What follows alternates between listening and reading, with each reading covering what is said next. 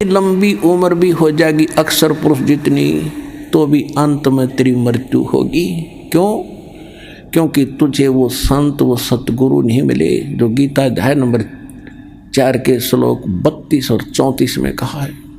और वो तत्वदर्शी संत या तो परमात्मा थे या वो महापुरुष थे जिनको भगवान मिले, लेकिन उस समय ये ज्ञान डिक्लेयर नहीं करना था, सार्वजनिक नहीं करना था। आज ये दास भेजा परमात्मा बना के, ये याद रख लिए।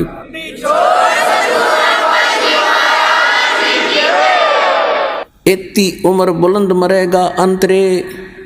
क्यों? क्योंकि सतगुरु लगे न कान, न बैठे वो संतरे। ना तो कोई सतगुरु मिला, वो संत नहीं मिले, जिस कारण से कहते सुखदेव ने 84 भुगती बना पजावे खरवो, और तेरी क्या बुनियाद पर तू पंडा पंथ पकड़वो। ऐसी साधना करके सुखदेव जैसे महर्षि ने गधा बनना पड़ा। एक बार अपनी हिस्ट्री बताते हैं सुखदेव जी। उसको दिव्य दृष्टि प्राप्त हुई और डिस्कशन चल रही थी, उसमें एकदम झटका लगा उसको सब ऋषियों के बीच में उसने अपनी आत्मकथा बताई कि एक समय मैं गधे की योनि भोग रहा था और कुम्हार ने खूब काम लिया पुजावे के ऊपर, और जब मैं अंधा हो गया मुझे छोड़ दिया। कर्म अनुसार अंग भंग होते हैं और यहाँ दोनों कर्म भोगने पड़ते हैं जब तक परमात्मा कबीर जी की भक्ति हम नहीं करते हैं। परमात्मा कबीर जी की भक्ति इस दास से प्राप्त होने के बाद आपके पूर्व के सारे पाप कर्मों पर क्रॉस लगा देगा, खत्म कर देगा, भगवान नष्ट कर देगा। जब ही सतनाम हृदय धरो बहो पाप को नाश, अर्जय से चिंगारी अग्नि की या पड़े पुराने घास। 1000 टन घास पड़ा हो अड़ंगा और उसमें एक माचिस की सीख लगा दे, सारे ने फूंक कर राख बना देगी और चलेगी तेज हवा, कहीं की कहीं जगह पड़ेगी, ग्राउंड साफ हो जाएगा। जैसे सूरज के आगे बदरा ऐसे कर्म छयारे, प्रेम की पवन करे चितवंजन जल के तेज नयारे। आत्मा और परमात्मा के बीच में ऐसे पाप कर्म बाधा बने हुए हैं जैसे सूर्य के बीच में बादल हों और तेज हवा चलती है, उन बादलों को तितर बितर करके और वो स्वच्छ प्रकाश आप तक पहुंचा देती है। ऐसे बताते हैं कि जैसे सूरज के आगे बदरा ऐसे कर्म छयारे, और प्रेम की पवन और करे चितमंजन फिर झलके तेज नयारे। यानी ये सतनाम का जाप करें, आत्मा में प्यार जागेगा, आंसू आने लगेंगे, आपके टप पड़ा करेंगे। मालिक की चर्चा जरा सी शुरू होती, अभी तो हमारे अंदर वो अड़े पड़े हैं पाप कर्म, हमें अंदर से वो उस स्थिति में आने नहीं देते आत्मा को। और जब ये आत्मा उस स्थिति में आवेगी तो कहते प्रेम की पवन और फिर करे चितमंजन, मालिक का शुक्र करे, याद रखे दाता ने, फिर झलके तेज नयारे, न्यारी रोशनी होगी, आत्मा भगवान की तरफ बढ़ेगी। तो क्या बताते हैं कि सुखदेव ने 84 भुगती बना पजावे खरवो, और तेरी क्या बुनियाद प्राणी तू पेंडा पंथ पकड़वो। अब वो बता रहा सुखदेव कि मैं गधा बन गया, छोड़ दिया मेरे मालिक, नंदा हो गया, चलता चलता जा रहा था, पगडंडी का आइडिया लगा कर आगे को जंगल में चला गया। आगे नाला था थोड़ा सा 2-2.5 फुट का, उसमें आम व्यक्ति कद जाता था, वो तो जंप लगा जाता वहाँ से। मुझे दिखाई नहीं दिया, मैंने अगले पैर फंसने लगे, मैंने जंप लगानी चाहिए, बीच में फंस गया, आगे मुंह टिक गया, पीछे बैक लग गई और पैर लटके भाई के। कहते 1 हफ्ता 10 दिन तड़फ के भूख से प्यास से मरा, ऐसे ऐसे कष्ट उठाए। अब क्या बताते हैं सुखदेव ने 84 भुगती 84 लाख योनियों में कष्ट उठाए, और बिना पजावे खर माने गधा वो, और तेरी क्या बुनियाद प्राणी। तो ये छोटे मोटे व्रत करता फिर इन पर घूम रहा है इधर उधर, इनसे कोई लाभ नहीं होगा। ये तो ऐसे महर्षियों की दुर्गति। और तो पेंडा पंथ पकड़, वो पेड़ा वो मार्ग, वो यथार्थ भक्ति मार्ग पकड़ दो। तत्वदर्शी संत बताते हैं उस ज्ञान को ग्रहण कर, उस भक्ति को कर, तब तेरा छुटकारा हो। अब परमात्मा से ज्ञान प्राप्त करके आदरणीय गरीबदास साहिब जी क्या कह रहे हैं, मन तू चल रे सुख के सागर, जो शब्द सिंधु रत्नागर। अब सुख सागर किसे कहते हैं? शंखो लहर मेहर की उपज, कहर नहीं जा कोई, दास गरीब अचल अविनाशी, सुख का सागर सोई। शंखो लहर मेहर की उपजे, जैसे मेरे दास के साथ तो बहुत बार ऐसी घटनाएं हुई है, कभी पहले भी नाम लेने के बाद तो बहुत ज़्यादा होता है। अकेले बैठे हो, चिंतन मालिक का चल रहा हो, ऐसी स्थिति आ जाती है चाहे किसी ने हमें कितनी पीड़ा दे रखी है, कितना दुखी कर रखा है, तो उसके प्रति भी द्वेष नहीं आता। ऐसी सब अपनों सा दिखाई देता है, कोशिश करके भी नहीं होता, और वो होती है थोड़ी सी देर की। उसके बाद 100 कोशिश कर लेते हैं उस तरह स्थिति में आने की, नहीं आ पाते हैं। तो वह मेहर की लहर थी, उसके जाने के बाद कहर की लहर शुरू होगी। उसने ऐसे क्यों कर दिया, उसे वो ऐसे क्यों बोला, वो करना है, वो रह गया, वो नुकसान हो गया, उसने वो ऐसे चलेंगे, वो करेंगे, ये कहर की लहर टूटी होगी शुरू। तो कहते हैं वह शंखों लहर मेहर की उपजे, वह ऐसा भाव रहेगा, और कहर नहीं जा कोई दुख नहीं, कोई कष्ट नहीं। और दास गरीब अचल अविनाशी, सुख का सागर सोई। अब क्या कहते हैं? मन तू चल रहे सुख के सागर, जहाँ शब्द सिंधु रत्नागर। रत्नागार, आगार मन डिपो खान, वह सुख की खान है। सतलोक यानी जिसमें कि उस चीज का अभाव नहीं, कोयले की खान है, कोयला निकालने जा अंत नहीं आता। कहते वो आगार है, डिपो है सुख का, सुख सागर। रत्न आगार, आगार माने रत्न यानी सुख रूपी रत्नों का भंडार है वो। फिर क्या बताते हैं? कोटि जन्म तन भर मत हो गए, और कुछ नहीं हाथ लग्या रे, कुकर सुकर खरबा बोरे, कौआ हंस बगारे। कोटि जन्म तू राजा की न मिटी न मन की आशा, और भिक्षुक होके दर दर घूमया, ये मिला ना निर्गुण रासा। आप ऐसे भी साधक रहे हो, घर त्याग दिया प्रेरणा पाके, जंगल में बैठ के गांव से भिक्षा मांग लाए, सूखी रोटी जैसी मिली उनको 2-2 3-3 दिन वृक्ष का बांध देते थे पहले ऋषि मुनि, और सूख जाती थी, फिर उनको पानी में भिगो भिगो के 2-2 दिन खाते थे कि रोजाना कौन जावा टाइम वेस्ट कर रहे। कैसे ऐसे कहते हैं, ऐसे कठिन तप साधना भी तूने की जिसके कारण आप इंद्र की पदवी भी प्राप्त कर ली, स्वर्ग का राजा बने, पृथ्वी के राजा बन गए। आप ब्रह्मा विष्णु महेश की भी पदवी प्राप्त आपने कर ली, लेकिन आपका यो जन्म मरण नहीं मिटा, यो कष्ट नहीं मिटा इस सत्य साधना के ना मिलने से। कहते इंद्र कुबेर ईश की पदवी, और ब्रह्मा वरुण धर्मराया और विष्णुनाथ के लोक को जाकर तू फिर भी वापस आया।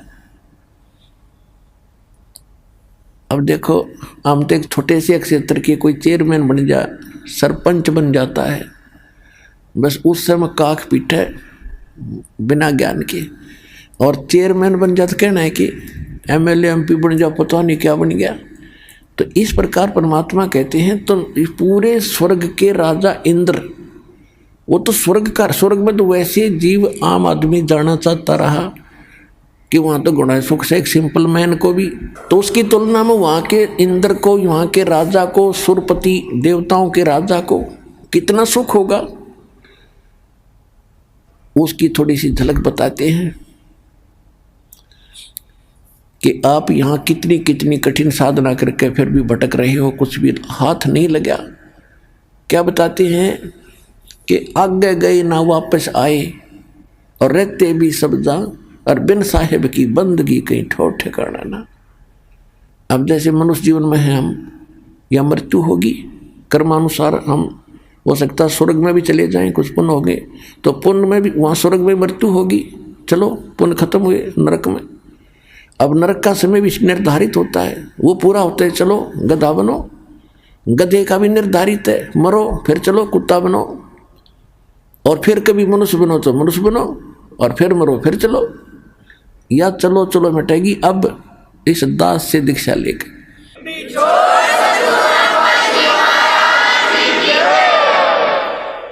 तो क्या बताते हैं कि एक समय मार्कंडे ऋषि, देखो गीता अध्याय नंबर 4 के श्लोक नंबर 25 से लेकर 30 तक यही निर्णय दिया है कि जो भी जैसी साधना करा, कोई ब्रह्म साधना करता है, कोई देवताओं की पूजा करता है, कोई हठ योग करता है, कोई तपस्या करता है, कोई स्वाध्याय करता है, कोई अहिंसावादी तीक्ष्ण व्रत जैसे मुंह पर पट्टी बांध कर नंगे पांव फिरना, इसी को मोक्ष मान रहा है। ये सभी अपनी अपनी साधनाओं को पाप नाशक मानते हैं। पाप नाशक मीन मोक्षदायक, पाप नाश होंगे तभी तो मोक्ष मिलेगा। इसी प्रकार मार्कंडेय ऋषि उसी कैटेगरी का था। उसने ब्रह्म साधना को सर्वोत्तम मान रखा था। इन ऋषियों को ब्रह्म से ऊपर ज्ञान नहीं था, तो फिर भी उसने घोर तप कर रहा था बंगाल की खाड़ी में।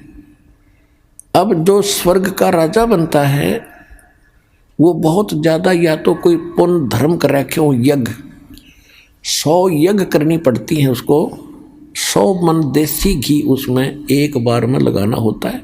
उसकी कुछ टर्म कंडीशन होती हैं कि 100 यज्ञ करे तब तक वो कोई कंडीशन नहीं फेल होनी चाहिए। यदि उसकी कोई भी वह कंडीशन भंग होगी तो वो फिर नए सिरे से करनी पड़ती है। ऐसी उसमें बहुत भयंकर मर्यादाएं हैं। और दूसरी प्रकार से इंद्र बनता है तप करके, और उस तप के दौरान यदि उसका तप भंग हो जाता है, खंड हो जाता है, तो फिर नए सिरे से उसको करना पड़ता है।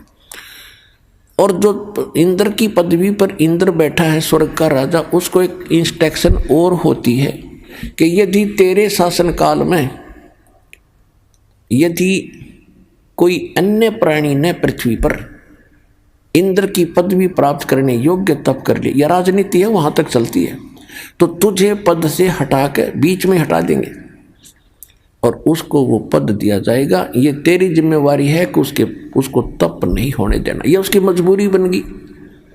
तो इंद्र राज तो करे इसके साथ यह टेंशन साथ रहती है कि कोई ऐसा तप ना कर ले जिससे मेरी इंद्र की पदवी भंग हो जाए। जैसे विश्वामित्र लगा था तप करने, उसके पास स्वर्ग से एक उर्वशी भेज दी और पहले उससे शादी करवा ली। एक लड़की होगी, 6 महीने बाद घेर कर लड़की ने भागी, अब मेरा काम पूरा हुआ ऋषि जी, संभाल तेरी बेटी ने। तो ये सब इंद्र का जाल है, इस काल का जाल, इस इंद्र ने ये सब कर रखे हैं। इसको सतर्क रहना पड़ता है। इसने सब जगह अपने गुप्तचर छोड़ रखे होते हैं। तो गुप्तचर ने आके बताया कि एक मार्कंडे नाम के ऋषि बैठे बंगाल की खाड़ी में, बहुत समय से तपस्या कर। इंद्र ने सोचा बड़ा तगड़ा संत है, उर्वशी भेज दी, उसको कुछ सिद्धियां दे दी, ऋषि के आसपास ऐसा वातावरण बना दिया खूब नॉर्मल सा, बसंत जैसा, और ऐसी मीठी मीठी सारंग अपने आप आवाज़ें आने लगी जैसे साज बजते हैं, यानी उसको प्रेरित करने के लिए। और स्वयं सामने थोड़ी सी दूरी पर डांस करने लगी। ऋषि की आधी आंखें खुली थी, आधी बंद थी। वो खूब डांस वगैरह करके थक ली, तो उसने देखा कि ऋषि टस से मस नहीं हो रहा और देख भी रहा है। लास्ट में वो डी वस्त्र होगी, कति नगन खड़ी होगी कपड़े उतार के। तब ऋषि ने कहा कि हे बहन, हे बेटी, हे माई, आप ये क्या कर रहे हो, यहाँ कैसे आए हो? तो शर्मिंदा होकर उसने सब वस्त्र पहन लिए। फिर आके कहने लगी कि हे ऋषि जी, मेरे इस रूप को देखकर इस बनखंड में जितने भी और तपस्वी थे वो मुझे मालूम है उनकी क्या दशा होगी, लेकिन आप पता नहीं आपकी समाधि कहाँ थी और आपको ये प्रभाव नहीं हुआ। तो ऋषि ने कहा कि जहाँ मेरी समाधि थी, जहाँ मैं डांस देख रहा था, वहाँ तेरे जैसी तो नाचने वालों की नौकरानी थी, उनके पैर धोने वाली। तुझे क्या देखूं फिर मैं? अगर तेरे से कोई सुंदर हो ना उसने भेज दे।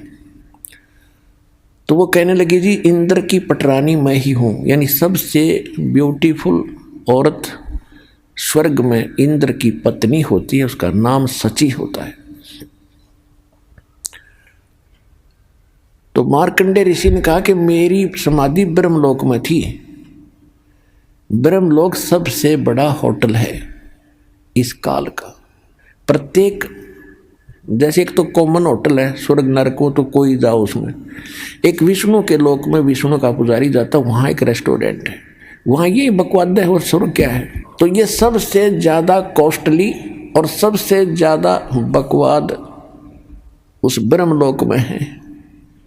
तो मार्कंडे, अब जैसे आप देखते हो, अब देखो हमने देखा करते, एक देखा हमने बड़े ऊंचे से टीले पर बैठा एक साधु, जब ये ज्ञान नहीं था, और चमटा गाड़ रखा, धूना ला रखा, और लोग जाओ कोई दूध का लोटा ले जा रहा है, कोई कुछ ले जा रहा है, और दर्शन करें जा के माथा टेके,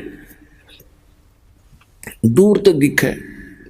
अब उसके बारे में इस सूक्ष्म वेद में बताया है गरीबदास साहिब जी ने कि डिम्ब करें, डिम्ब माने पाखंड, ढोंग करें, और डूंगर चढ़ें, डूंगर माने ऊंचे स्थान पर बैठेंगे ये, ताकि दूर तो सब न दिखूं मैं कुछ कर रहा हूं, और अंतर झीनी झूल जग जाने ये बंदगी करे, ये बों सूल बबूल, ये तो खोटे खोदे थे, इनको ज्ञान ही नहीं था।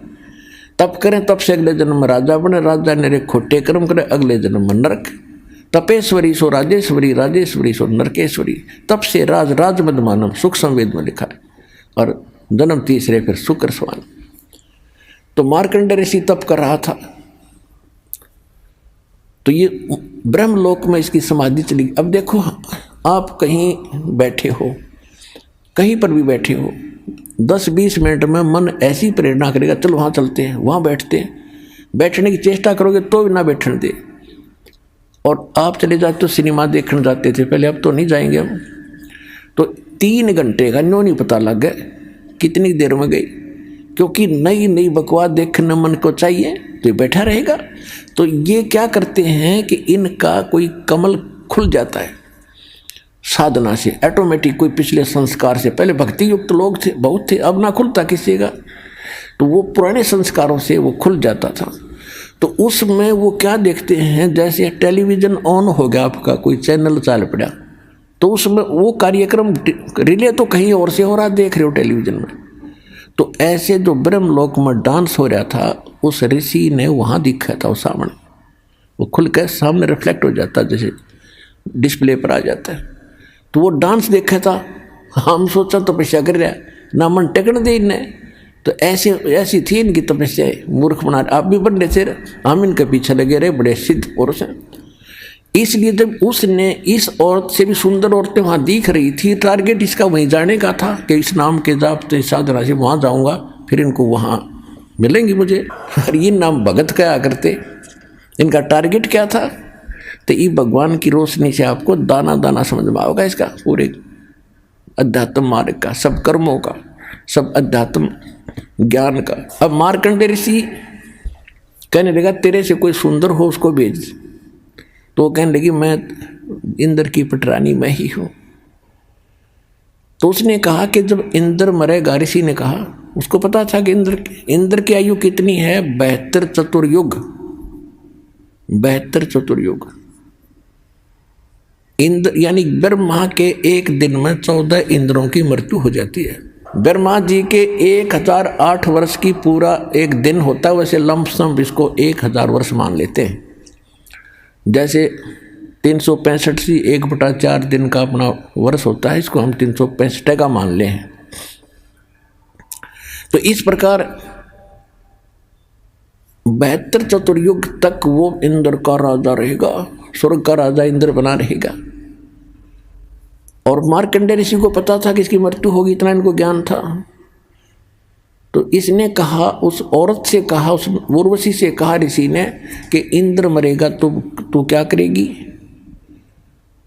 तो भी तो मरेगी, तो भी मरेगी। कहने लगी मैं 14 इंद्रों को वरूंगी। अब हिसाब लाइयो पुण्यात्मा, ये 2.5 घंटे सुबह, 2.5 घंटे शाम बैठ के अटपट करके सोचो मोक्ष प्राप्ति कर लेंगे। मंत्र ये है नहीं जो मूल मंत्र दास के पास है। तो कहने का भाव यह कि इतनी तपस्या, इतने पुण्य किए थे उस पुण्यात्मा ने, जो इंद्र की पटरानी बनी हुई है, उसकी कितनी 1000 चतुर्युग की आयु थी उसकी, 1008 चतुर्युग की। क्योंकि कह रही है कि इंद्र मर जाएगा, मैं न्यों की न्यों रहूँगी, नेक्स्ट इंद्र वहाँ आएगा तपस्या करके, वो मेरा पति होगा। यानी मैं तो स्वर्ग की रानी पटरानी बनी रहूँगी, इतने समय तक इंद्र मरते रहेंगे। तो मार्कंडे ऋषि ने कहा कि वो 14 इंद्र भी मरेंगे, और फिर तू क्या करेगी? कि जितने इंद्र मैं वरूंगी वह तो गधे बनेंगे मृतलोक में, और फिर बाद में मैं गधी बनूंगी। तो मार्कंडेय ऋषि बोला, फिर मुझे वहाँ क्यों ले जा रही थी? कि मैं अपनी इज्जत रखने के लिए, यदि मैं हार कर जाऊंगी तो मैंने दुआगन करेंगे, मुझे दंड देंगे, मजाक करेंगे, मेरी बेइज्जती करेंगे, तू हार का आएगी। मार्कंडेय ऋषि बोला, तू आज भी गधी 14 खत्म करेगी, और मरने के बाद तू स्वीकार कर रही है कि मैं गधी बनूंगी, वो गधे बनेंगे। सारी भी इज्जत की ठेकेदारी बन रही है अपनी इज्जत रखने के लिए। तो यह सब की बुद्धि भ्रष्ट हो रही है पुण्यात्माओं। अब इतने में इंद्र आ जाता है और आके कहा कि हे बंद निवाज, आप जीते हम हारे, इंद्र की गद्दी प्राप्त करो। मार्कंडेय ऋषि कहता, अरे अरे इंद्र का राज मेरे लिए तो काग की बीट है, मुझे नहीं चाहिए ये। आजा तुझे इंद्र ऐसी विधि बताता हूं कि आप ब्रह्मलोक में चले जाओगे, वह हजारों युगों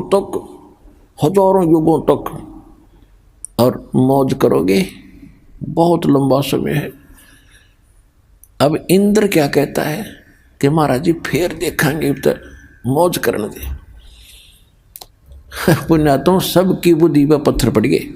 अब आप किसी व्यक्ति मित्र को, जिसने समय पर टूक मिलते हो, अच्छी पोस्ट हो, थोड़ा बहुत धन हो, सामने घुट्टी लगा ले, तो उसको जाकर आप यूँ कहो कि भाई चलो भक्ति कर लो, ऐसे हो जाएगा वैसे हो जाएगा, और फिर ज्ञान तो आपको पता ही है कि गधे बनेंगे, कुत्ते बनोगे।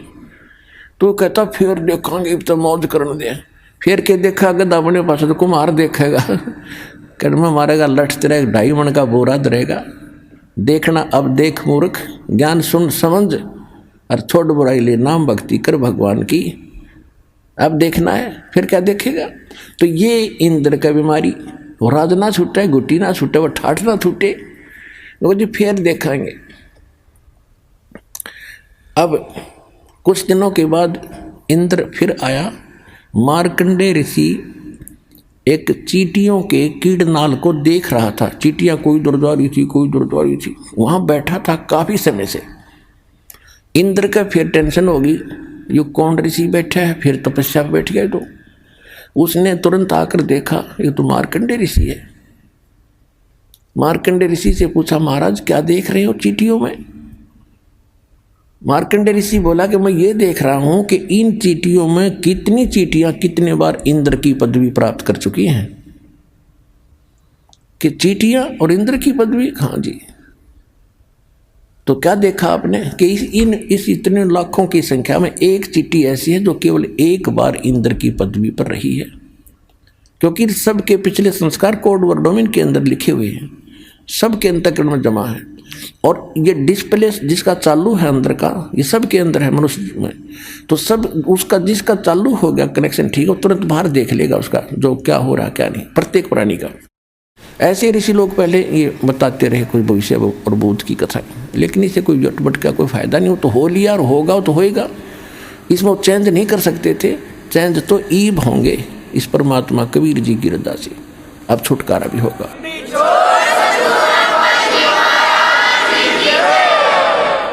तो इंद्र का पसीने आगे कि एक बार ये सब चींटियां भी इंद्र रही हैं, कई बार, एक की बात छोड़, और फिर भी बुद्धि में ना आई। तो पुण्यात्माओं, ये खेल समझना। अब क्या बताते हैं कि इंद्र कुबेर ईश की पदवी ब्रह्मा वरुण धर्मराया, विष्णुनाथ के पुर को जाके तू फिर भी वापस आया। असंग जन्म तन मरत्या होगे, जीवित क्यों ना मरे रे।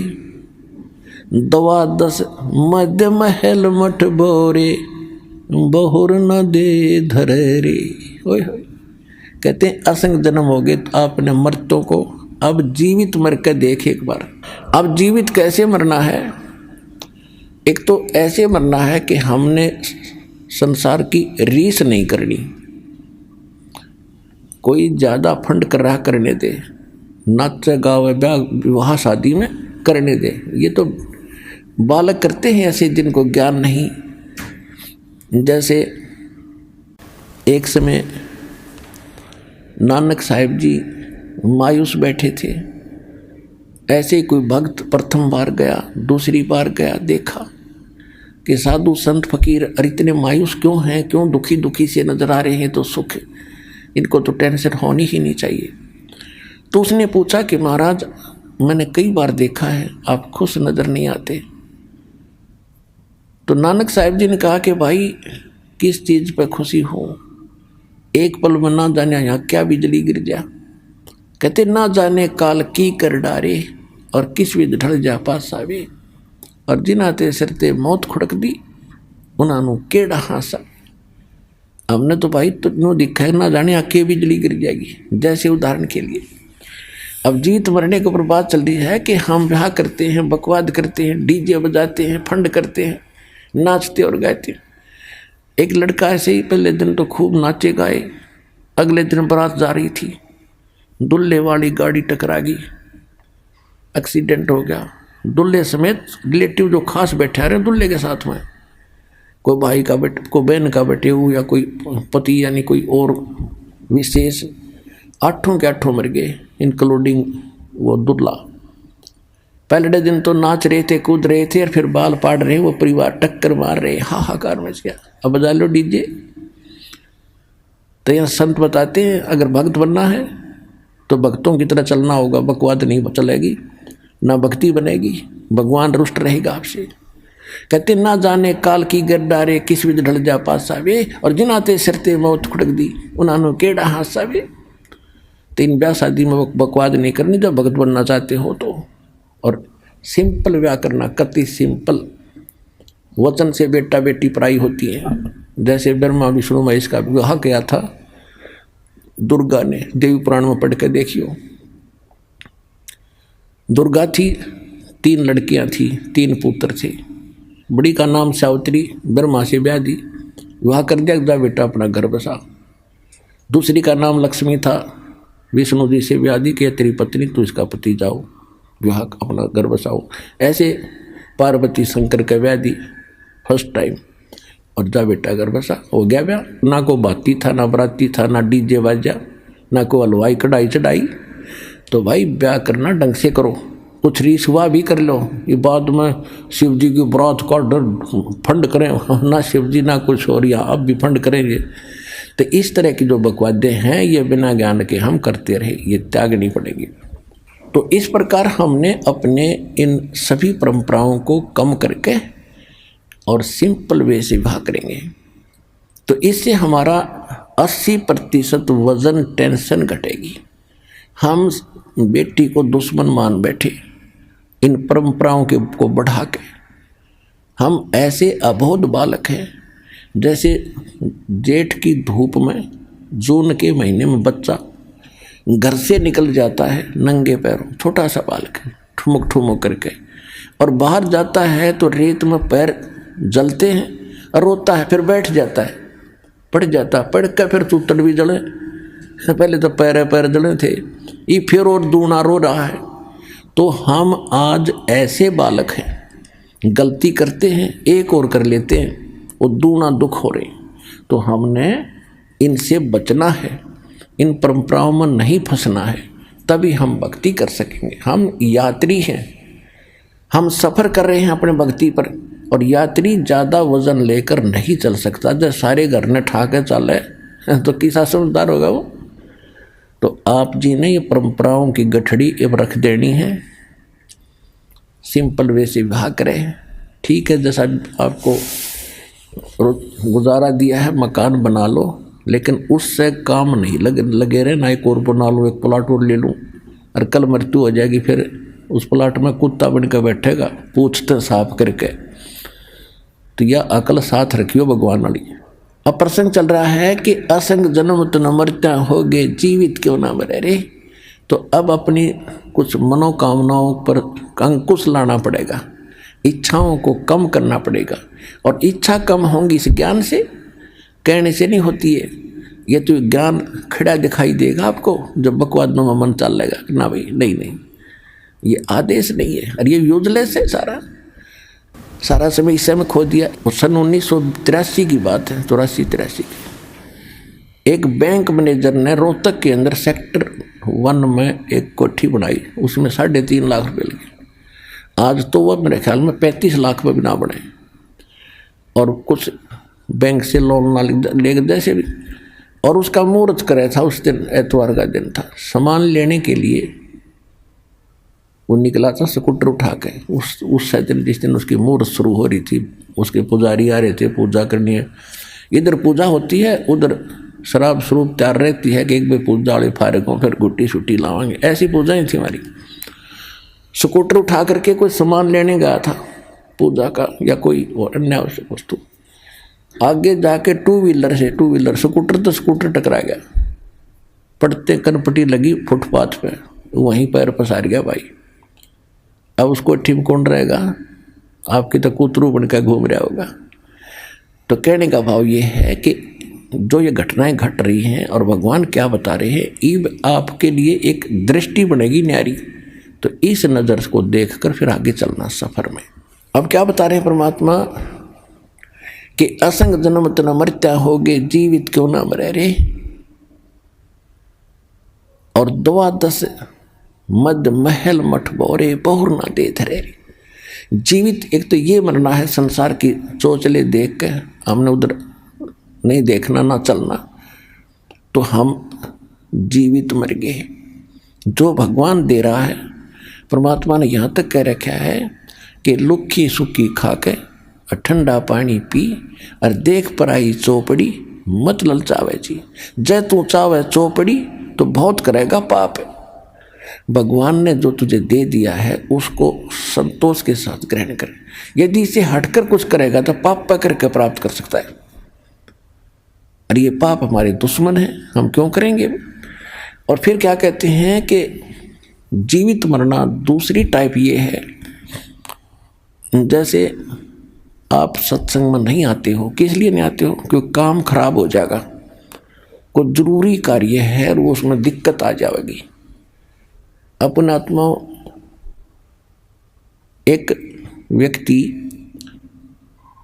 रात्रि में नाइट सर्विस पर जा रहा था और उसने जल्दी थी कि वापस आऊँगा, और वापस आकर ये काम मेरे अधूरे हैं, इनको पूरे करूँगा, इसलिए रात को भी अपने उसमें काम में ही यूज लिया कि वो काम कराऊँ, फिर ये ज़रूरी काम दिन में करूँगा।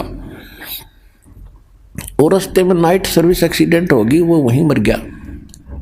वो रह गए धीरे धीरे आवश्यक काम जिसके लिए रात तो नहीं पड़ा था। अब आप जब वहाँ से चलते हो तो ये खुरापात काल पैदा करता है, कई प्रकार के करता है। परमात्मा ने हमें सतर्क रखा है कि मात पिता सुत स्त्री आलस बंधु कान और संत मिलन को जब चले ये अटकावा आने। इनका अटकाया अटके नहीं, डटे नहीं, और आता है वो आवागमन सा।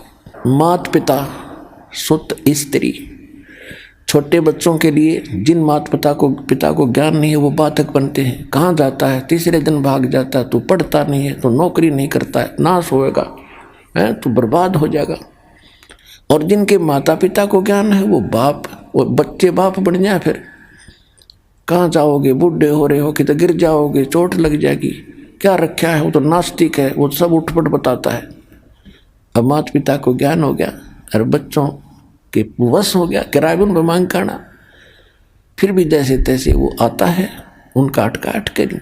अब किसी की स्त्री बाधक बनती है, ज़्यादातर बहनें बाधक बनती थी, पहले ज्ञान नहीं था। अब तुम्हारी बहनें बल्कि आगे आ रही हैं, ज्ञान से पता होता है। तो उनको डर रहता था, जो कहीं जाता है ज्ञान की बातें सुनता, कहीं छोड़ कर भाग ना जा, बाबा ना बढ़ जा और तू उजड़ जा, इसलिए वो स्त्री बहुत बाधा करती थी। अब बहनों को ज्ञान है, ये आगे को आती हैं, तो पति को ज्ञान नहीं है तो वो बाधक बन जाता है। क्या नहीं जागी वहाँ पर, क्या रखा है वहाँ पर, तीसरे दिन भाग जाती है, ये है। या फिर आलस फिर देखांगे इबका नहीं चलती सत्संग, अगले हम चल लेंगे। एक बार हमने सत्संग रखा था, स्टार्ट किए थे, दूसरा ही सत्संग था, खुले सत्संग शुरू किए जो 5-5 दिन के, 7-7 दिन के। एक कोई कर्मचारी था भगत, तो उसने अर्जी लगाई कि छुट्टी मिल जाए भगवान, सत्संग में जाऊंगा। छुट्टी मिल गई, छुट्टी मिल गई तो मैं सोचा कल चलूँगा। छुट्टी मेरी सत्संग के लिए है, मैं सोचा कल देखेंगे, आज तो थोड़ा रेस्ट कर लूँ। अगले दिन फिर बोला, दूसरे दिन कि श्याम सिंह ने देखेंगे। श्याम सिंह एक रिश्तेदार आ गया, बहन का पति, और उसने लेनी थी भैंस। वो बोला चल मेरा भैंस दिला के ला। अब उसने ना नहीं कर सकता, तो पहले तो गांव में दिखाई, कोई पसंद नहीं आई, फिर दूसरे गांव में, फिर तीसरे गांव, यानी 7वें दिन बिना भैंस लिए दोनों वापस आ गए। इतना सत्संग पूरा हो लिया।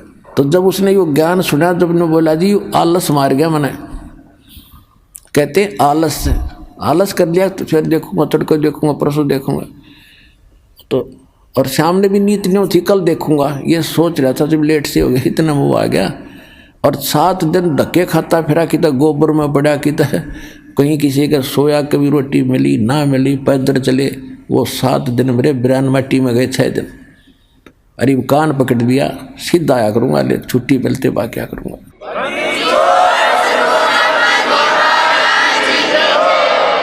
मात पिता सुत स्त्री आलस बंधु कान लोक लाज। लोक लाज क्या है भाई? कहाँ जाते हो? सतलोक आश्रम बरवाला, जिला हिसार, हरियाणा में। अरे वहाँ कहाँ जाते हो? तो ऐसे छुड़वाता है, श्राद्ध भी छुड़वाता है, सारी पूजाएं छुड़वाता है, नास्तिक बनाता है। तो जो 2-4 टोक देते हैं, तो जो कमज़ोर संस्कार का आदमी फिर चुप हो जाता, भाई ठीक है, नहीं जाते। सारे कहने लगे, यानी लोक लाज में आकर उसने भक्ति मार्ग छोड़ दिया। तो ये भी कमजोरी बताई है। ये लोग कहते हैं, इसके बारे में परमात्मा बताते हैं कि कुल करनी के कारण, यानी लोक लाज के कारण अनसा गया बिगो, यानी इसने भट्ठा बैठा लिया, भक्ति छोड़ दी। और जब यो कुल के कर लेगा, जब तो 4 पाया का हो, गधा बन के घूमेगा, यो कुल तरह के ढाल लड़ा देगा। इसलिए परमात्मा कहते हैं, मात पिता सुत स्त्री आलस बंधु कान, और संत मिल को जब चले ये अटकावे आने। इनका अटकाया अटके नहीं, डटे नहीं डटे। और संत मिलन को जा, कह कबीर सो संत है आवागमन नशा। अब जैसे, और दूसरा ये जीवित मरना है कि आप ये सोच लो, जब सत्संग का समय निकट आवे, फाइनल फैसला कर ले। जब भी महीने में, 2 महीने में, जब भी आप उचित समझते हो ना, उस दिन टाल नहीं करे। और ये सोच ले कि आज मान लीजिए मैं इस बहाने से, इस कारण से नहीं जा पा रहा हूँ कि वहाँ जाने से कहीं ये हानि ना हो जा। और क्या पता 1 मिनट में क्या बिजली गिर जाए, मृत्यु हो जाए तेरी, फिर परमानेंट टिकट कट गई, फिर और से काम तो फिर भी रह गया। इवन न्यू सोच ले, हे भगवान मेरी मृत्यु होगी, और जीवित मर कर सत्संग की तरफ चल पड़े। और 3 दिन 4 दिन 5 दिन, जैसा समय 2 दिन आपका हो, यहाँ लग गया। इब 3-4 दिन में कुछ काम खराब हो भी गा, तो फिर जाके संभाल लेंगे। और जब परमानेंट टिकट कट जाएगी, जब क्या कर लेगा, तो फिर भी होना ही होना है। और परमात्मा के चरणों में आने के बाद बच्चों, काम बिगड़ा नहीं करते, ये तो दूने बढ़ा करें। या बहुत भक्त ऐसे प्रमाण देते आकर के कि मैं चलना चाहता था, खूब कोशिश कर रहा था, पैसे नहीं थे, और अचानक एक ऐसा स्थान पर जहाँ कदे पैसे सपने में भी नहीं रखे, उसको वैसे उठा कर देखा, डायरी में 500 का नोट मिला। तो काम यो बिगड़न देगा आपके, जब काम बनाने वाला मिल गया आपको।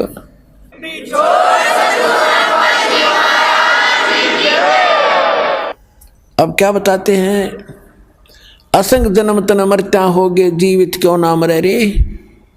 ये जीवित मरना है। और 12 धर्मद मैल मठ बोरे, बहुर ना दे धरे रे। अभी तक आप जी 10वां द्वार सुना करते थे। और एक यो जम्मू के अंदर रांजड़ी में मधु परमहंस नकली कबीरपंथी, इसने किताब पढ़ ली कबीर साहब की वाणी में, 11वीं खिड़की पागी, 11वां द्वार किसी को नहीं पता, मुझे पता है पता। उसमें तो 12 द्वार लिखे हैं, इनकम्प्लीट नॉलेज है आपका। तो वो 12वें द्वार है कहाँ? इन्हें वो ही नहीं पता। क्या बताता हो कि 10 द्वारतों की तो सतिथि है और 11वें द्वार की कोई सतिथि नहीं। जैसे नाक है, नाक की सतिथि है, वो नहीं, वो तो वैसे ही है, वो में ज्ञान हो तो वैसे हो। अब क्या बताया कि जैसे 21 ब्रह्मांड का जो क्षेत्र है, एक ब्रह्मांड का जो क्षेत्र है, ये 10वां द्वार पार करके इस ब्रह्मांड से पार हो जाते हैं। इसके बाद इसी काल के जाल में ही रहते हैं। 11वां द्वार है जो 21वें ब्रह्मांड को पार करेंगे काल के, और 7 संग ब्रह्मांड का अक्षेत्र शुरू हो जाएगा अक्षर पुरुष का, वो 11वां द्वार है। और अक्षर पुरुष के अक्षेत्र से पार करके सतलोक में प्रवेश करेंगे, वो 12वां द्वार है। तां गरीबदास जी कह रहे 12 दर महल मठ बोरे, ए भोले आदमी, वो तो 12वां द्वार पार करके वो स्थान है, शाश्वत स्थान, जहाँ बोर ना दे धरे रे, जहाँ जाकर फिर जन्म मृत्यु नहीं होती। गीता अध्याय नंबर 15 के श्लोक नंबर 4 में कहा है, गीता अध्याय नंबर 18 के श्लोक नंबर 62 में कहा है। वो स्थान तो 12वां द्वार पार करके है। फिर बताते हैं, दोजक भिस्त सभी तें देखे राजपाट के रसिया, या जैसी साधना तुम कर रहे हो उनमें दोनों मिलते हैं, स्वर्ग भी नरक भी 84 लाख योनियां भी। दोजक भिस्त सभी तें देखे राजपाट के रसिया, और 3 लोक से तृप्त नाही यो मन भोगी खसिया। इस मन की इतनी गंदी आदत है, इतना बेईमान है यो, इसको 3 लोक का राज दे देना तो भी यूँ सोचा और मिला कि तो थोड़ा सा। जैसे कोई सरपंच बन जाता है और वो मीटिंग में जाता, चेयरमैन के अधीन होता है, तो उसने ना वो नो सोचा अगली बार चेयरमैन बनो जब कोई बात बने। अब चेयरमैन बनने के बाद वो क्या सोचता कि एमएलए बनो जब बात बने, भाई नहीं बात बनी। एमएलए बनने के बाद उसकी टेंडेंसी ये बन जाती है वो मंत्री बनो तक मैं बात सार रस आवे, रास आवे, नहीं बनी बात। अब मंत्री बनने के बाद उसकी नीयत रहती है मुख्यमंत्री बनो तो चौधर पूरी हो, और मुख्यमंत्री बनने के बाद इन्होंने सोचा बस प्रधानमंत्री बनो, फिर देखना क्या इतना मृत्यु हो जाएगी, गधा बनेगा, फिर संतरी बनिए बड़ा कुत्ता बन के। कहते हैं सतगुरु मिले तो इच्छा मेटे पद मिल पदे समाना। ओए होए, सतगुरु मिलेगा तो ये इच्छाओं को खत्म करेगा, और पद मिल पदे समाना। जैसे आपको बताया था कि सारे असंख्य ब्रह्मांडों रूपी बाग का मालिक है कबीर भगवान, और उस बाग के मालिक का माली गरीबदास आए। उन्होंने ऐसी जड़ी बूटी हमें बताई जो उस परमात्मा के, और ये दास बना दिया नौकर उस बाग के माली का, और आप उसके पौधे हो। ऐसी जड़ी दे दी कि आपको हरे भरे रखूंगा।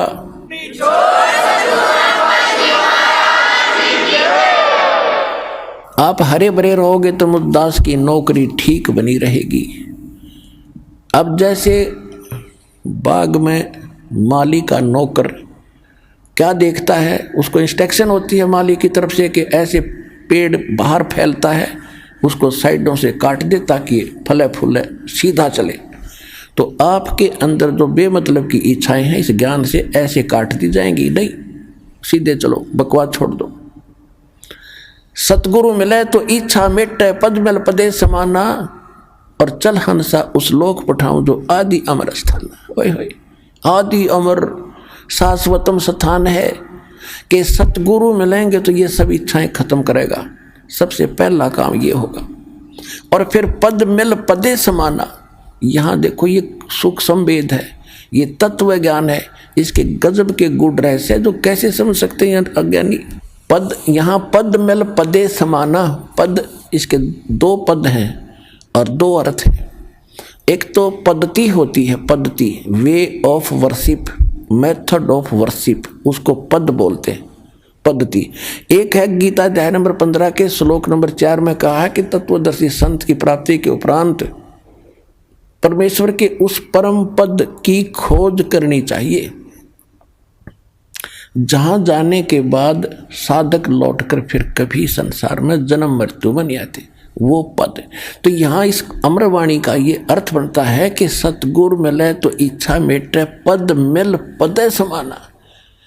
यह पद माने पद्धति, भक्ति की श्रेष्ठ विधि, तू पेंडा पंथ पकड़, वो मार्ग जब मिल जाएगा, सही भक्ति पद मिलेगा आपको, पद्धति, तो उससे वो पद मिलेगा, उस पद में समा जाओगे, जहाँ उसमें पहुँच जाओगे, जहाँ जाने के बाद फिर कोई कष्ट नहीं, सुख सागर प्राप्त होगा, फिर मृत्यु नहीं, दोबारा नहीं आना पड़ता। सतगुरु मिले तो इच्छा मिटे, पद मिल पदे समाना, और चल हंसा उस लोक पठाऊं, जो आदि अमर अस्थाना। वहां क्या सुख है? चार मुक्ति जहां चंपी करती माया होरी दासी। अब हम चार मुक्ति सुना करते थे, वो चार मुक्ति स्वर्ग में होगी, महास्वर्ग में होगी, वहां खत्म हुआ, वो समय पूरा हुआ, फिर नरक में वो कहाँ गई मुक्ति, खत्म हुई, वो तो उनका समय निर्धारित है। और कहते हो वहाँ सदा तेरे चरणों में पड़े रहेंगे, वो सुख है। चार मुक्ति जहाँ चंपी करती माया होरी दासी, दास गरीब अब पद पर से, वो मिले राम अविनाशी। ओए होए होए,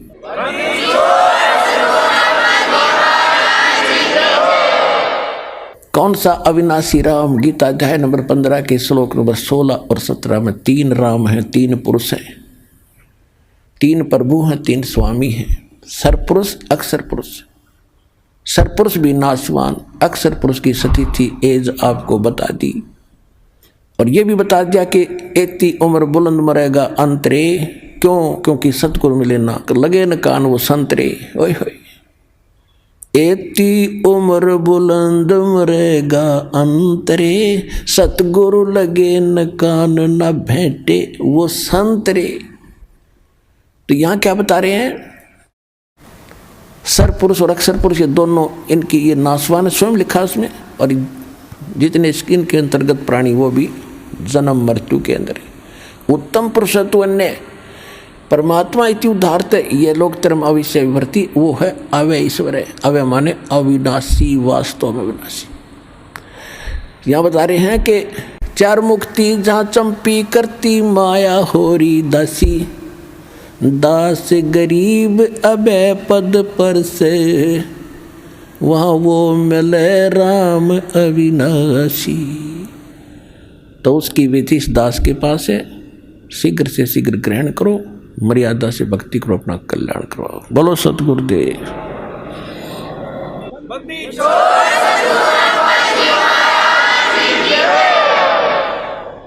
परम पिता परमात्मा पूर्ण ब्रह्म सारी सृष्टि के रचनहार कबीर देव कबीर परमेश्वर जी की असीम रजा से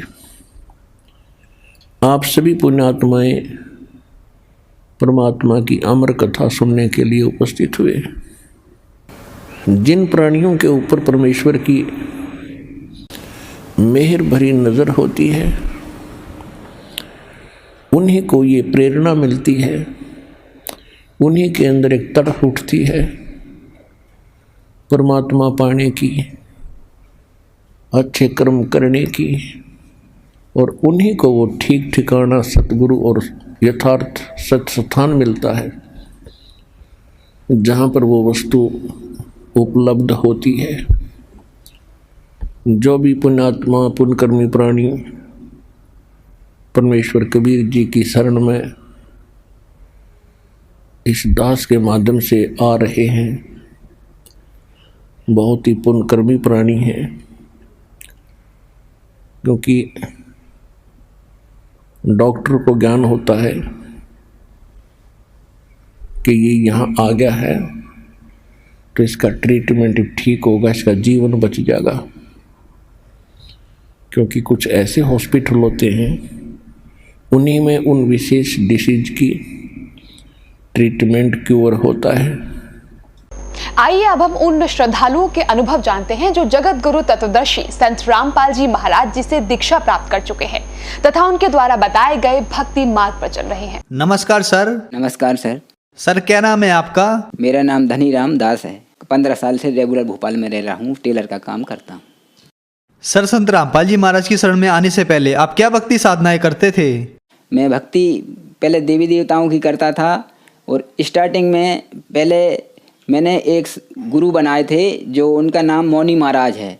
वो कुरवासे के रहने वाले हैं, कुरवासे में उनका स्थान है। और इसके बाद में उनसे मेरे अंतरात्मा शांत नहीं हुई। फिर इसके बाद में 1999 में आसाराम जी महाराज को गुरु बनाया। 3-4 साल उनकी भक्ति जो उनने मुझे बताई, मैंने उसी हिसाब से उनकी भक्ति करी। लेकिन जो मुझे आत्मलाभ मिलना चाहिए, जो मैं चाहता था, वो मुझे नहीं मिला है। लाभ तो हुए, लेकिन जो लाभ चाहिए था आत्मा के लिए शांति का, वो नहीं मिला। फिर इसके बाद तीसरे गुरु मैंने कुमार स्वामी जी को, उनसे मैंने वृंदावन में दीक्षा ली। तो 1.5 साल तक मैंने उनकी भक्ति की, उनने जो बताई वो भी मैंने की। इसके बाद मधु परमहंस जी के सत्संग में भी गया मैं, वहाँ का भी मैंने अनुभव किया।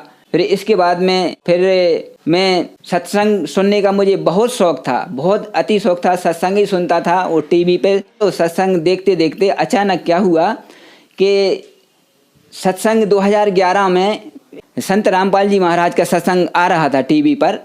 तो मैंने देखा इनने जो बताया भक्ति मर्यादा ऐसी है, ऐसा है, ये तीनों देव भगवान नहीं है, ये देवता हैं, और प्रमाण सहित ये बताया। तो मेरे तो मतलब आत्मा गदगद हो गई। फिर मैं कम से कम 1.5 साल तक नाम नहीं ले पाए। 2011 से 2012 भी पूरा निकल गया। मेरी रात दिन नींद मतलब उड़ गई। मैंने रात दिन यही सोचता रहा था कि संत रामपाल जी महाराज के कैसे मैं जाऊंगा। मैंने तो दिल्ली भी नहीं देखी, लेकिन मैं आगे कैसे जा सकता हूँ। अब मैं इसी चिंता में मतलब दुबला भी होने लगा, मेरा शरीर बहुत दुबला होता गया। फिर संत रामपाल जी महाराज से 18 अक्टूबर 2013 में नाम दीक्षा ली। सर, हमने सुना है कि संत रामपाल जी महाराज से नाम दीक्षा लेने के बाद श्रद्धालुओं को बहुत सारे लाभ प्राप्त होते हैं, चाहे वो आर्थिक हो, शारीरिक हो, मानसिक हो या आध्यात्मिक हो। तो क्या सर संत रामपाल जी महाराज से नाम दीक्षा लेने के बाद आपको भी कोई लाभ प्राप्त हुए? बिल्कुल सर, लाभ हुआ ना। पहला लाभ तो मुझे ये हुआ कि जो इन रामपाल जी महाराज ने, संत रामपाल जी महाराज ने जो ज्ञान दिया, तो उस ज्ञान से शंकाएं जो थीं वो सब मिटती चली गईं। और इसके बारे में फिर जो मुझे लाभ हुआ, तो मेरी पत्नी जो है, इनका बीपी या जो भी होता हो, सिर में इतना दर्द होता था कि इनको मैं 2 किलोमीटर भी या 4 किलोमीटर लेके जाता था कहीं भी, तो ये वापस जब लाता था तो इनको उल्टी तक होने लगती थी, इतना सिर दर्द होता था। 2000 से 2012 तक रहा इनको। संत रामपाल जी महाराज से सर जब तक जुड़े नहीं, तब तक इनको वो सिर दर्द होता रहा था। इसके बाद में फिर इनका जब सिर दर्द ठीक हुआ, फिर आप कहीं भी ले जाओ इनको, 1000 किलोमीटर भी ले जाओ, 1500 भी ले जाओ, तो अब इनको कुछ नहीं होता। फिर इसके बाद में क्या हुआ कि जो मेरी पत्नी है, एक बार ये गांधीनगर में भजिया बना रही थी, वहाँ शादी थी, तो भजिया बना रही थी, तो अचानक चेयर पर बैठी बैठी बना रही थी। अचानक वो चेहरे जब लुढ़क गई, खोलता हुआ तेल इनके ऊपर से यहाँ से पूरा साया पूरा भीग गया। साया भीगने के बाद भी इनकी साड़ी जो है ना, साड़ी तक मतलब पिलक गई थी अग्नि से, इतना गर्म तेल था। तो इनका एक छींटा भी नहीं आया, शरीर पर बिल्कुल कुछ भी नहीं हुआ इनको। और जो देखने वाले थे वो बोलने लगे कि वो तो जल गई, मतलब घबरा गए जो देखने वाले थे वहाँ। तो ये 1 मिनट में, 1 सेकंड में खड़ी हो गई और मतलब बोलने लगी, मुझे कुछ नहीं हुआ, आप घबराओ मत, कुछ नहीं हुआ। संत रामपाल जी की कृपा से वो मेरी पत्नी जो बिल्कुल बच गई, बार बच गई। अब इसके बाद में क्या हुआ कि मेरा एक जो बच्चा है बड़ा वाला, उसको मतलब कई महीना से 2-4 महीना हो गए थे, उसको कहीं धंधा पानी कुछ नहीं मिल रहा था। फिर हमारे मन में आया कि अब आश्रम जाना पड़ेगा संत रामपाल जी के, और वहाँ जाकर अर्जी लगाएंगे तभी मतलब कुछ हो सकता है। तो हम तो जाते ही रहते थे वैसे, महीने 2 महीने में, 3 महीने में। तो मेरी पत्नी भी साथ में थी, हम दोनों गए वहाँ। और वहाँ जा कर के हमने जैसे दंडवत किया, वो मन ही मन में प्रार्थना की कि हमारे बच्चा 2-3 महीने से फिर रहा है, उसको धंधा पानी नहीं हो रहा है। तो जैसे ही संत रामपाल जी के शरण में प्रार्थना करके हम वहाँ बैठे, तो घंटा 1.5 घंटे के बाद बच्चे का फ़ोन आ गया। तो सर जब फ़ोन आया तो बच्चा मुझसे बोलता है कि पापा मुझे जहाँ पर मैं पहले नौकरी करता था वहीं फिर से मुझे उस सेठ ने बुला लिया है। तो मैंने धन्य किया है संत रामपाल जी महाराज, आपकी कृपा से आने से ही मैंने जैसे दंडवत किया वो करके बैठा, वो तुरंत आपने सुन ली परमात्मा। तो संत रामपाल जी की बहुत बड़ी ये कृपा हुई उसकी। आज भी वो वहीं नौकरी कर रहा है मेरा बच्चा। अच्छा, इसके बाद फिर क्या हुआ कि अब जब से नाम लिया है कोई हमारे घर में बीमार भी नहीं होता, हम सब बढ़िया रहते हैं। और मम्मी पापा हमारे जो थे, फिर मैंने उनको भी बोला कि पापा मम्मी आप भी नाम ले लो, मतलब नाम लेने से क्या होता है कि 70-80 साल की आपकी उम्र हो गई हैं, गुरुजी जो बताते हैं संत रामपाल जी महाराज, उस हिसाब से मुझे ज्ञान हो गया था। तो मैं उनको बोलने लगा कि आप नाम ले लो तो मतलब आपका कल्याण हो जाएगा। तो पापा तो नाम लेने के लिए तैयार हो गए, तो पापा ने नाम ले लिया, पापा आ गए हमारे साथ में, तो पापा को हमने नाम दिला दिया। आज वो हमारे पापा स्वस्थ होकर के आज भी, जो कि अब कोई भी उनको देखकर ये कह सकता है कि ये मतलब 2 साल में 4 साल में जाने वाले थे ऊपर। संत रामपाल जी महाराज की कृपा से पापा आज भी जो भक्ति करते हैं जो उनको दी है, तो आज वो बिल्कुल स्वस्थ हैं। संत रामपाल जी महाराज से दीक्षा लेने से पहले हम मतलब जो ये है कि मैं ही अकेला कमाता था और परेशानी थी, मतलब ऐसी ज़्यादा मतलब कुछ नहीं रहता था, उतना ही करते थे उतना ही खाते थे। अब आज जब संत रामपाल जी महाराज से नाम लिया, इसके बाद में अब धीरे धीरे स्थिति ऐसी हो गई कि अब हम बहुत बढ़िया अच्छे तरीके से हम धंधा पानी सब कुछ बढ़िया चल रहा है। आज की स्थिति बिल्कुल ठीक है, वो बढ़िया रह रहे हैं। मेरा बच्चा जो है मोबाइल का काम करता है, तो मोबाइल का काम करता है तो वो उसका जाना आना प्रतिदिन बीमा कुंज में रहता है, तो बाइक से चलता है वो। तो एक दिन क्या हुआ, तो बाइक से ऐसे ही चल रहा था, तो SR2 जो लाल बस रहती है वो बीच रोड पे फंस गया अचानक कैसे ही। वो घबरा करके उसने जब सामने बस देखी तो घबरा के उसने दोनों हाथ छोड़ दिए। जब दोनों हाथ छोड़ दिए वो घबरा गया कि अब तो मैं चला गया, मैं बच नहीं सकता, मतलब तो घबरा गया। तो क्या हुआ कि पता नहीं चला उसको कि बस कब निकल गई और एक साइड में गाड़ी पड़ी, एक साइड में वो पड़ा, और ना तो गाड़ी का कुछ हुआ ना उसके कोई खरोंच नहीं आई। संत रामपाल जी महाराज की इतनी कृपा। तो वो बच्चा भी आज कहता है कि मैं बच कैसे गया। हम जानते हैं कि संत रामपाल जी की ही कृपा है ये, उनका बार बार मैं धन्यवाद करता हूँ कि उनकी ही कृपा से वो बच्चा बचा है, और उनकी ही कृपा से मेरी पत्नी उस गर्म तेल से जो बच गई उसको कुछ भी नहीं हुआ, और उनकी ही कृपा से संत रामपाल जी महाराज की कृपा से ही आज मेरे बच्चे की नौकरी आज भी लगा हुआ है। तो हमारा सब कुछ ठीक चल रहा है। सर, संत रामपाल जी महाराज से नाम दीक्षा लेने के बाद आपको बहुत सारे लाभ प्राप्त हुए, तो जो श्रद्धालु आज आपको देख रहे हैं आप उन्हें क्या संदेश देना चाहेंगे? उनके लिए यही कहना चाहूँगा कि मैंने भी उनकी भक्ति की है इन संतों की, लेकिन वो पूर्ण लाभ नहीं हो सकता जो संत रामपाल जी महाराज से हो सकता है। जो संत रामपाल जी महाराज जो ज्ञान देते हैं, जो भक्ति बताते हैं, जो मंत्र दीक्षा देते हैं, उस हिसाब से पूर्ण संतुष्टि आत्मा को मिलती है, जो मिलना चाहिए। जो आत्मा चाहती है वो ही शांति आत्मा को मिलती है, वरना इन गुरुओं से नहीं मिल सकती। धन्यवाद सर। धन्यवाद सर।